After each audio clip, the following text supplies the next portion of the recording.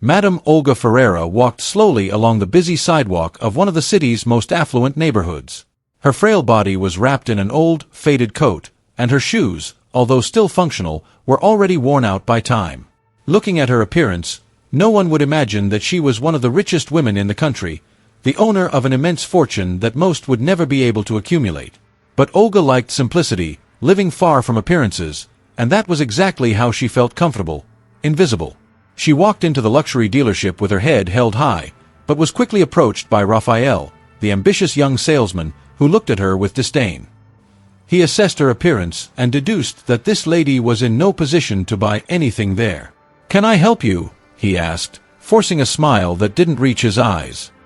He had already made his judgment. "I would like to see one of the latest models," Olga replied calmly, her tired eyes scanning the exquisite surroundings. "I don't think we have anything appropriate for you," Raphael retorted, each word laden with disdain. Olga remained silent for a moment, trying to measure the arrogance emanating from the young man. Her patience had been tested many times before, but that day was special, and she decided that she would not allow that kind of treatment anymore. "Are you sure about that, young man? I would very much like to see the cars," he insisted, his voice firm but gentle. Raphael sighed, visibly irritated, and gestured towards the exit. "I'm sorry, ma'am, but we have other customers to serve. Maybe you should try something more affordable.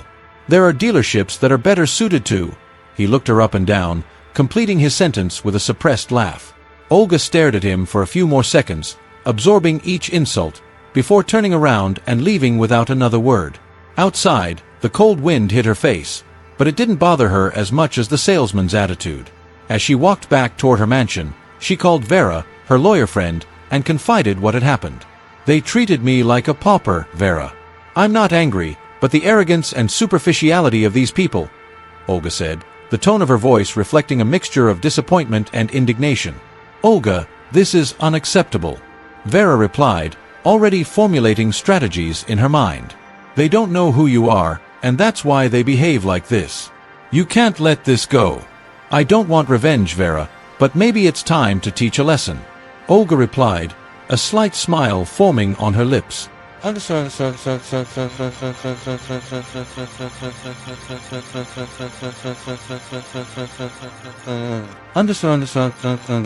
Minutes later, Olga returned to the dealership, this time in a luxurious armored car.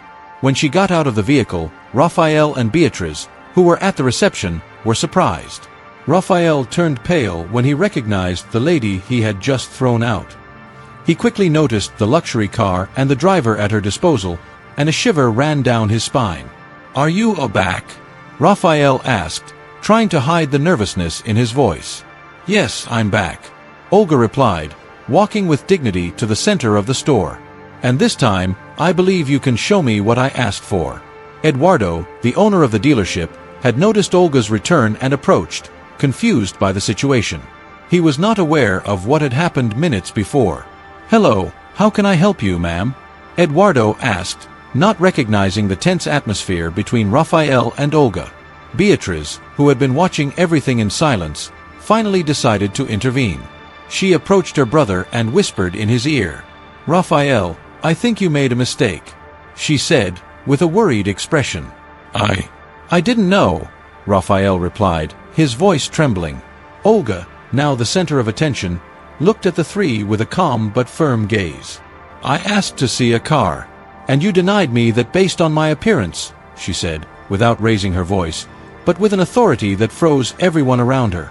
Silence hung in the air for a few seconds, until Eduardo, realizing the gravity of the situation, tried to reverse the damage. "Ma'am, I apologize. This was a misunderstanding. We can certainly show you all the models you want," he said, trying to save the store's image. Olga watched him for a long time before answering. "You have already made the judgment you wanted to make. And now it is my turn to judge you." Raphael swallowed hard, sweat beginning to break out on his forehead. He knew something much bigger was happening. "Fourth, you said." "Continue," ChatGPT said. ChatGPT. The silence inside the dealership made the atmosphere almost unbearable. The air was tense, and everyone waited for Olga's response. Eduardo forced a smile, but the sweat on his forehead betrayed his nervousness. Beatrice, next to her brother, maintained a serious expression, already aware of Raphael's mistake, while he, visibly embarrassed, seemed to shrink with each passing second. "You," Olga began, her gaze cold and calculating, "judged a person by their appearance. And you did it without hesitation." She walked slowly through the store, examining each of the cars on display. Her footsteps echoed on the marble floor, echoing the silence of a room full of people unable to find words. Olga stopped in front of one of the most expensive models, a luxury car that gleamed under the light of the dealership. "This car, for example," she said, her hand lightly touching the side of the vehicle, "is exactly what I would have liked to have seen. But you didn't think I was worthy of even entering this store, did you?" Eduardo tried to justify himself, taking a step forward. "Ma'am, I apologize. This does not reflect the values of our company. We have the best products, and our customers are always welcome, regardless of..." "Regardless of what?" Olga interrupted him, her eyes fixed on his. "Their appearance, the clothes they wear, their worn-out shoes. I don't want to hear excuses. I want them to understand the gravity of what they did." Raphael, feeling increasingly pressured, tried to defend himself, his voice weak and wavering. "I didn't know.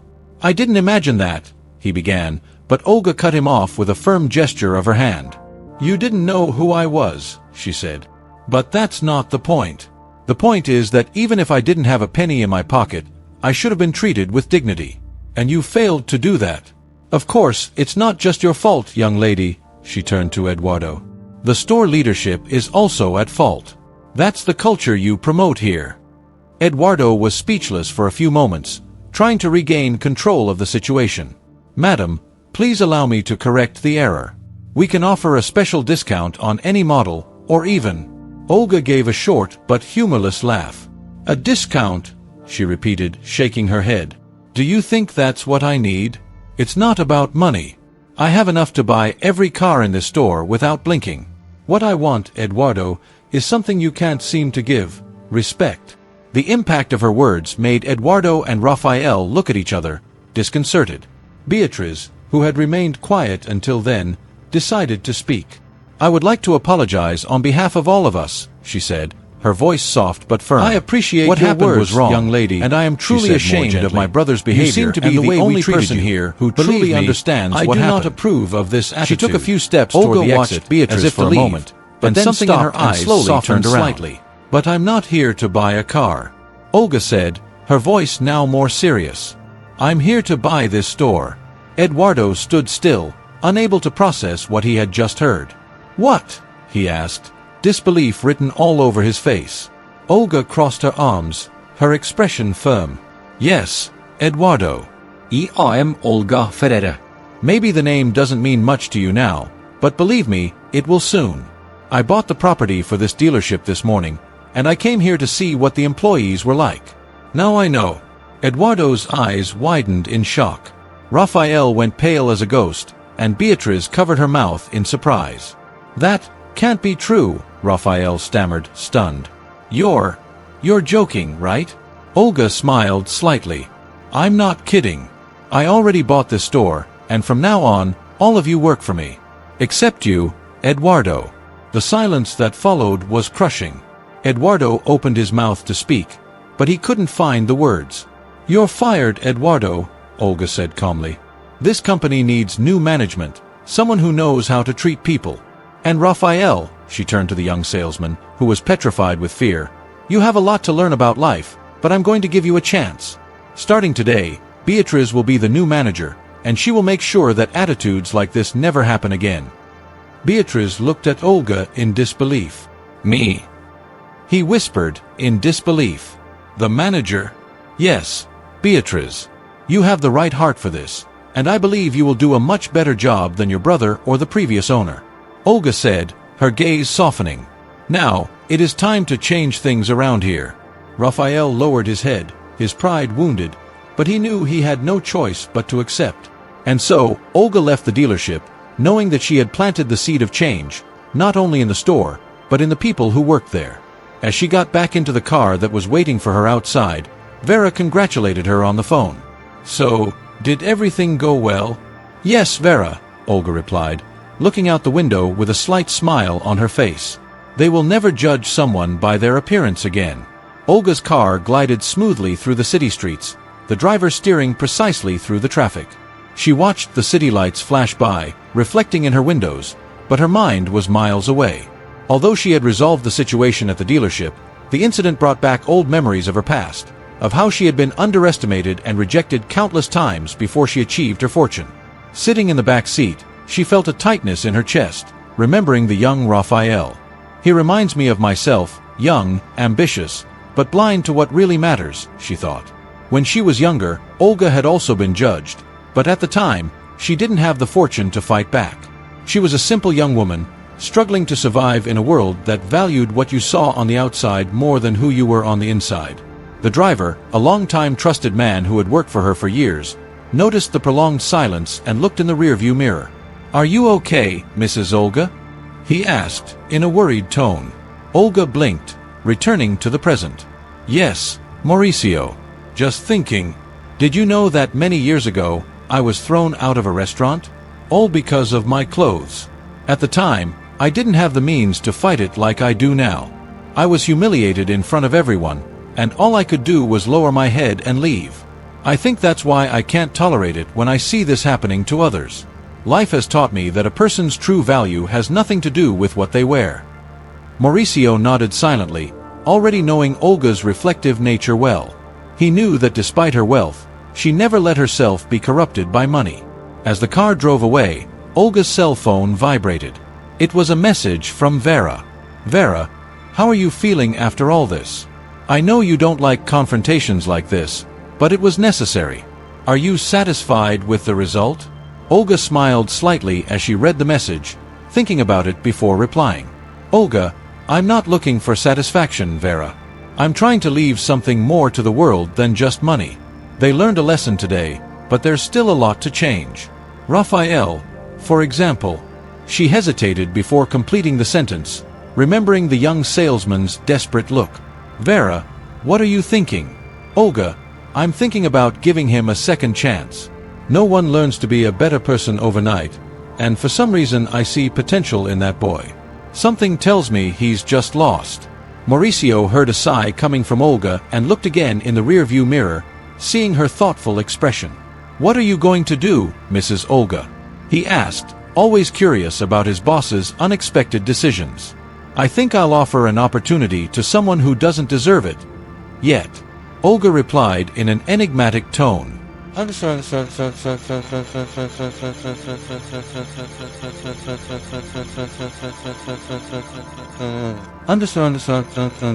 The next day, Raphael was restless. The previous night had been long, filled with anxiety and fear. He had spent hours replaying every word Olga had said, and the humiliation he had felt still burned within him. More than that, he felt a growing guilt.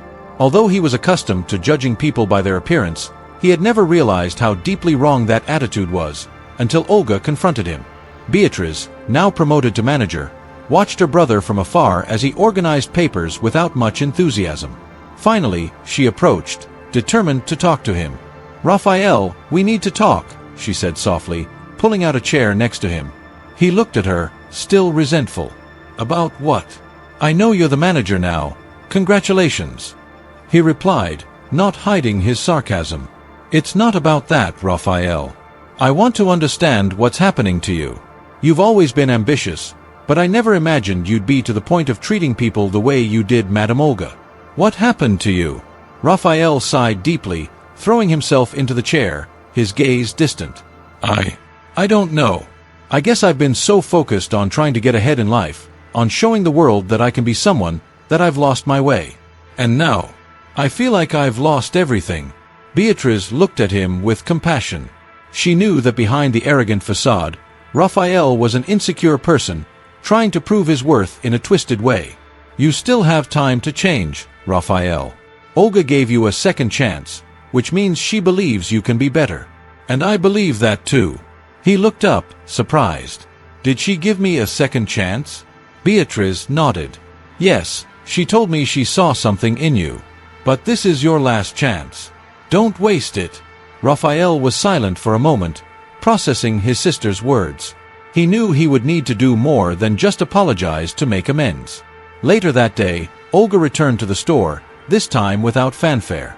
Raphael saw her enter and felt the weight of the situation. Olga watched him for a long moment before answering. Redeem himself. Arrogance not only for himself, but also to regain the respect of others. It blinds people to what really matters. But sincere repentance is the first step to seeing clearly. He approached her. She paused, assessing the young man.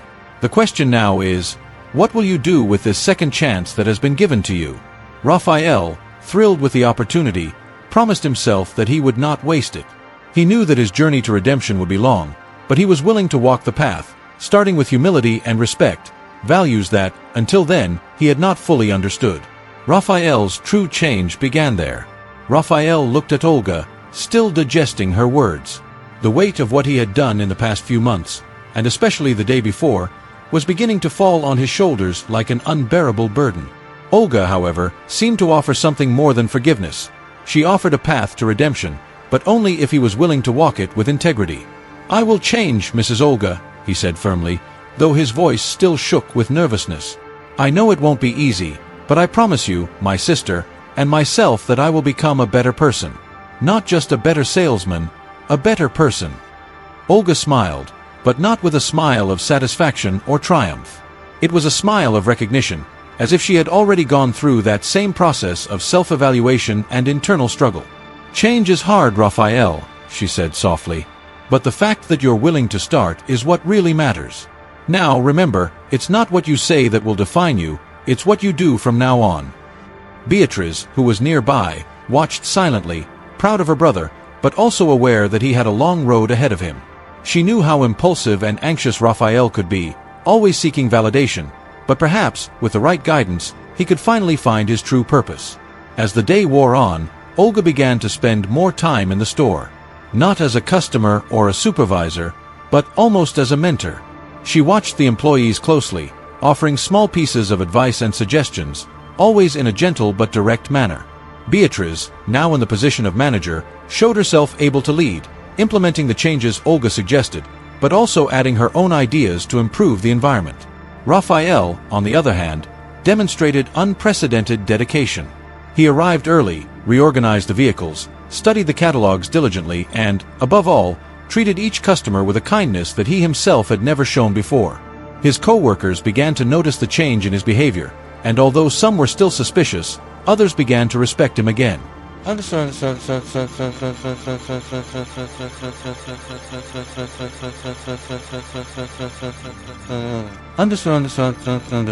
One afternoon, an elegant woman walked into the dealership. She was dressed in haute couture, carrying a designer handbag that gleamed in the light. Her heels clicked on the floor with a rhythmic sound, and her gaze was steady and determined. Unlike Olga, she seemed to fit right in with the luxurious surroundings of the store. Raphael saw her from afar and, for a moment, he felt a chill. It was the chance he needed to show that he had really changed. He approached cautiously, keeping his posture straight, but without the arrogance of before. "Good afternoon, ma'am," he said, with a polite smile. "How can I help you today?" The woman raised an eyebrow, studying him for a moment. She seemed to be measuring his authenticity. "I'm interested in seeing some of the more exclusive designs. Something understated but powerful," she replied, her tone firm but not hostile. Raphael nodded and led her to the area where the luxury models were displayed. He began to explain the features of each car in precise detail, without exaggeration, without trying to impress her with numbers or technical jargon. He focused on what really mattered, her needs and desires. This one, for example, has a V8 engine with incredible torque, but its ride is silent. Ideal for someone who seeks discretion and power at the same time, he said, as he gestured towards the silver vehicle. The woman looked at the car and then at Raphael, analyzing him. "You seem to know what you're talking about," she said dryly.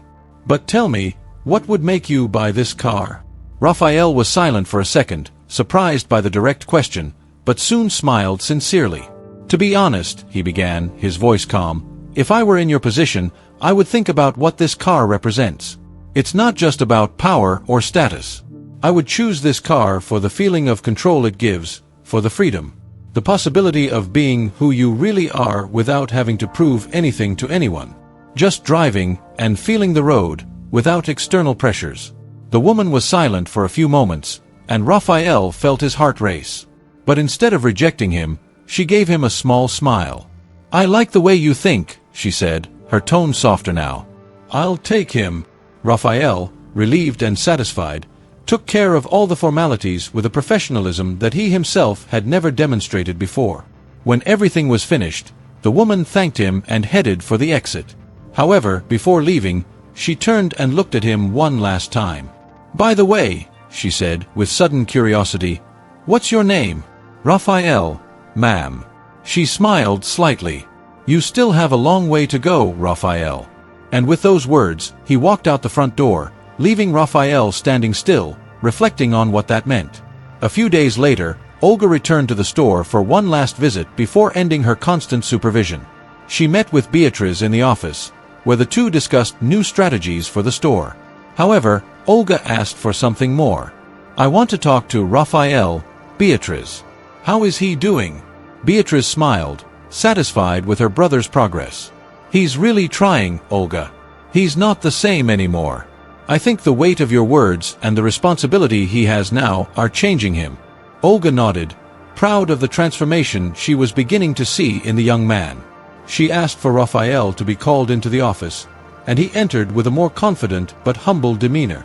"Madam Olga," he said respectfully, "did you ask to see me?" "Yes, Raphael, I wanted to know how you're feeling. I heard you made an excellent sale yesterday," she commented, with an attentive look. Raphael smiled, but it was a restrained smile. "Yes, I did. But it wasn't just about the sale. I think I'm starting to understand what you meant about how people should be treated. And, well, I'm trying to be a better person, like I promised." Olga watched for a moment, her piercing eyes capturing every nuance of his sincerity. "That's what I was hoping to hear, Raphael," she said finally. "You're on the right path. Don't give up on it, even when things get tough.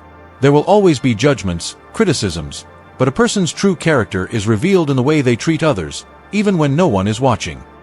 Raphael, moved, nodded. "Thank you, Mrs. Olga. I won't disappoint you." Olga smiled one last time before standing up. "I know you won't." And with a gentle gesture, she said goodbye.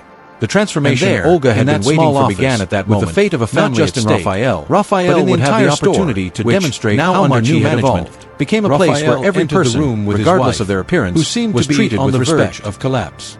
Her eyes were red, probably from sleepless nights, and her trembling hands held tightly the envelope with the car documents. Beatrice followed closely behind him, already accustomed to the responsibility of difficult decisions, but equally affected by the situation. "What model is the car?" Raphael asked softly, trying to ease the tension in the air. "It's a simple car, a small hatchback from 2010.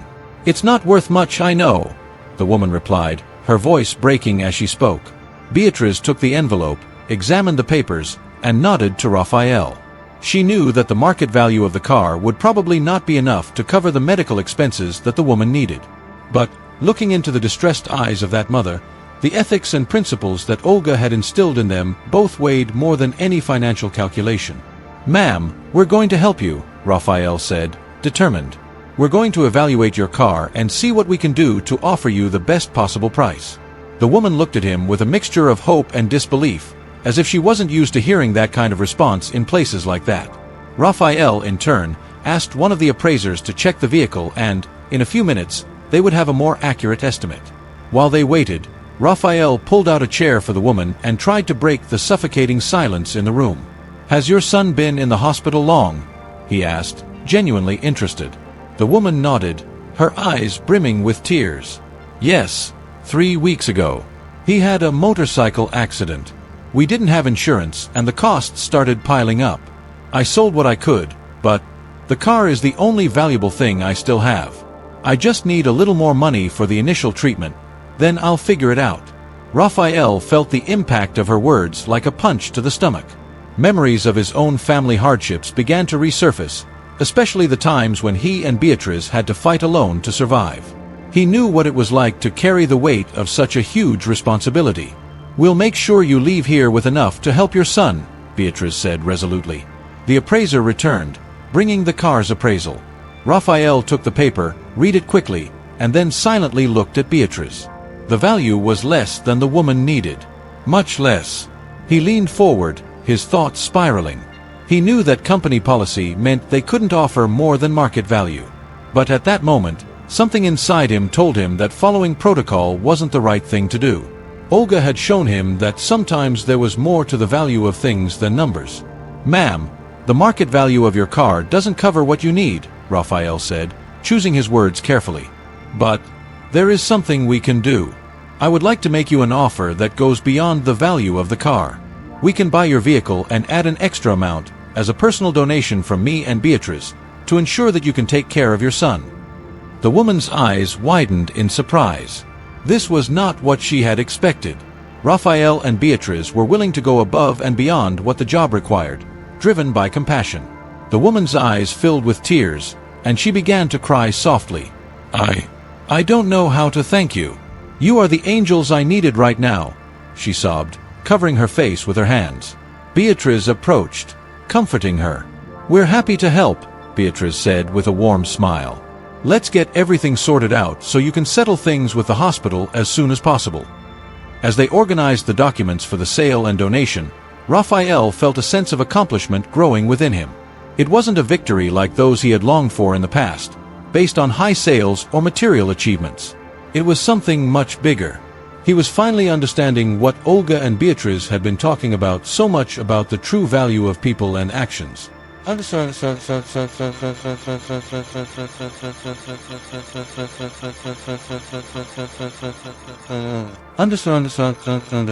Later that day, after the woman had left the dealership with the money in hand and a gratitude she would never forget, Raphael and Beatrice sat in the office, silent.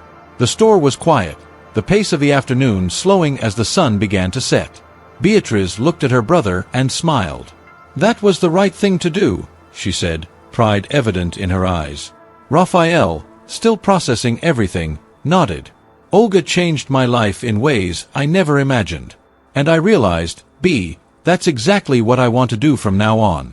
I want to change people's lives, like she did for me. I want to be someone you and she can be proud of." Beatrice gave a slight smile, but her eyes were full of emotion. "You're already doing it, Rafa. Olga would be very proud if she were here now."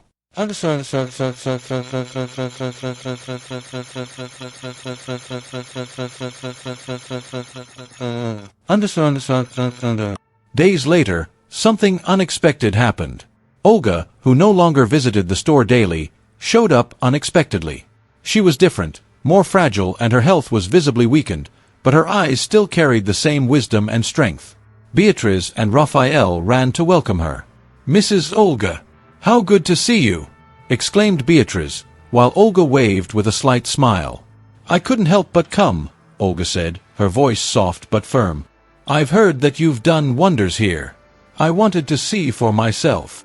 Raphael, nervous but proud, told her about what they had done for the woman whose son was in the hospital, about how the store had changed and how the attitudes and values were now different. Olga listened attentively, nodding silently, until Raphael finished his story.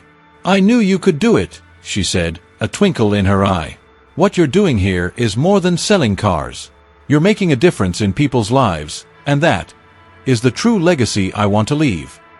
Olga paused and looked deeply at Raphael. "And you, Raphael, showed that a person's true value is not in the money they have or the titles they carry, but in the choices they make when no one is looking." Olga smiled, her face lighting up, as if she was pleased with all she had accomplished and taught. She knew that although her time was running out, the impact she had left on those two young men would last for generations to come. And so, with one last farewell, Olga left the dealership, knowing that her legacy was in good hands. Raphael watched her walk away, feeling a mixture of gratitude and sadness. The store wouldn't be the same without Olga's constant presence, but he and Beatrice were ready to move on, honoring everything she had taught them. Now, he knew that true success was not what he had initially imagined. True success, the store's name began to spread throughout the city, left on the people not only for its excellent service, in the days following but for the way it treated people. The dealership continued to thrive under Beatrice and Raphael's new leadership shown signs of decline. There was a new atmosphere to the place. Quickly became a sense of community and welcome that attracted both long-time customers and new ones. The family's mentor was weakening, and despite her attempts to stay strong, time seemed to be running out for her. Raphael, for his part, felt an urgency growing within him. He knew he owed Olga a great deal, more than he could ever express with words or actions, and the fear of losing her consumed him. It was then that, late one afternoon, the dealership's phone rang. Beatrice answered, and when she heard the voice on the other end of the line, her face turned pale. It was one of the nurses from the nursing home where Olga was staying. "Mrs. Beatrice, I'm sorry to inform you, but Olga has had a serious relapse. We think it's time for her friends and family to come and say goodbye." Those words cut Beatrice deeply, and she could barely breathe. Raphael, who was watching her from afar, noticed the change in her expression and immediately ran over to her. "What happened?" he asked, his anxiety growing. Beatrice could barely respond. Her voice choked with tears she was trying to hold back. "It's Olga. She's very ill. They think that there's not much time." Raphael's world seemed to stop for a moment. His heart raced, and a feeling of helplessness washed over him.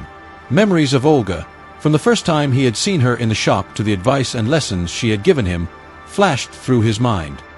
He couldn't let her leave without saying goodbye.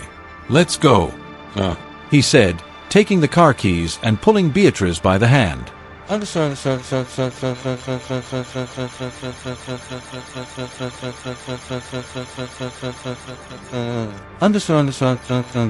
The drive to the nursing home was silent and tense.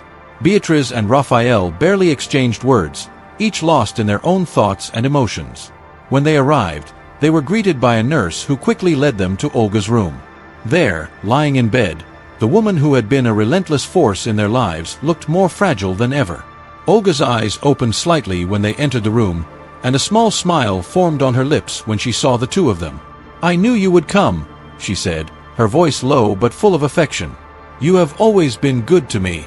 Beatrice held Olga's hand, trying to hold back her tears, while Raphael sat beside the bed, struggling to maintain his composure. "Don't say that, Olga. You were more than good to us. You changed us," Raphael whispered, trying to express everything he felt, but feeling that words would never be enough. Olga looked at him with her eyes full of wisdom and tenderness. "I did nothing but show the way. You two did the hard work. You changed your own lives. And that's what I'm most proud of." She paused, breathing heavily, before continuing. "Raphael, Beatrice, promise that you will take care of each other and the store.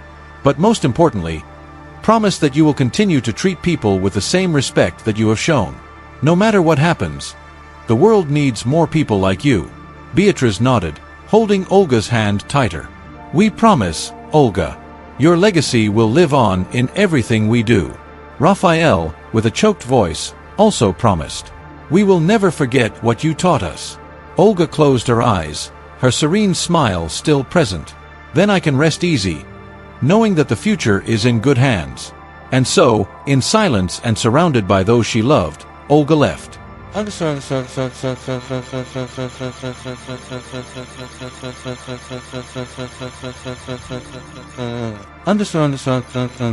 The days following Olga's death were difficult for Beatrice and Raphael. They both felt the void left by their mentor's absence, but at the same time, they felt a responsibility to honor everything she had taught them. The funeral was simple, as Olga had always wanted, and was attended by many people she had touched throughout her life.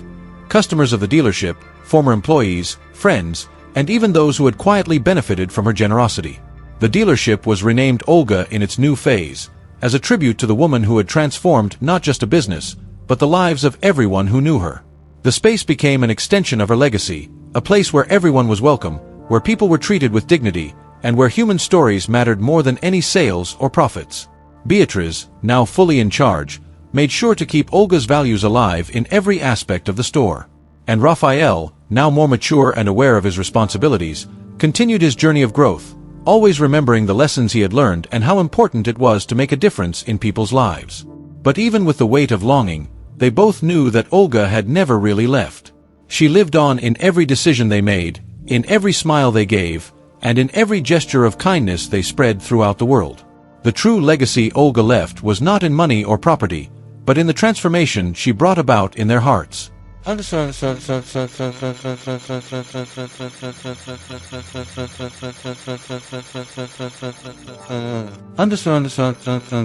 A year had passed since Olga's death, and the dealership was at its peak.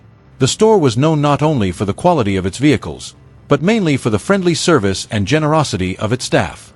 Beatrice and Raphael became examples of leadership and social responsibility in the community. But the real surprise came on an unexpected day. A woman, visibly moved, entered the store with an envelope in her hands. Beatrice recognized her immediately. It was the same woman whose son was in the hospital, whom Raphael and she had helped some time ago.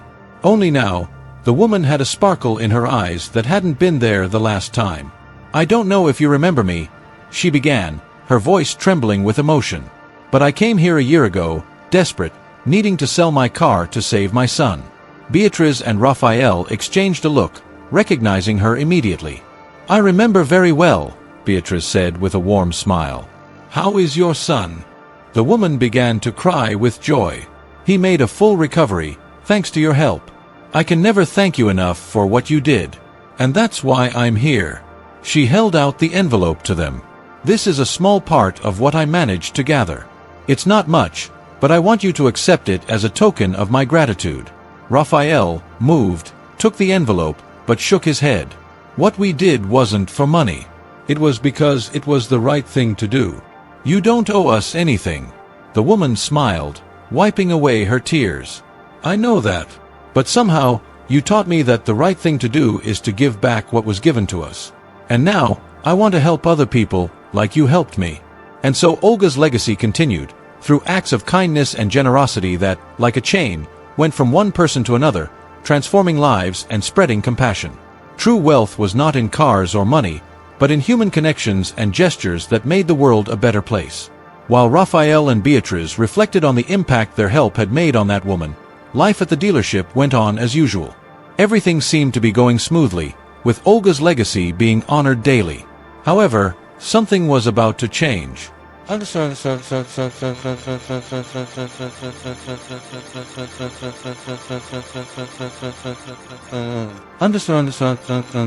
One morning, a well-dressed man in an expensive suit and sunglasses walked into the store. His presence was imposing, and his posture revealed someone of great influence. He walked straight up to Raphael, who was organizing papers at the counter, and without much ceremony handed him a business card. The card read, "Alvaro Ferreira, probate lawyer."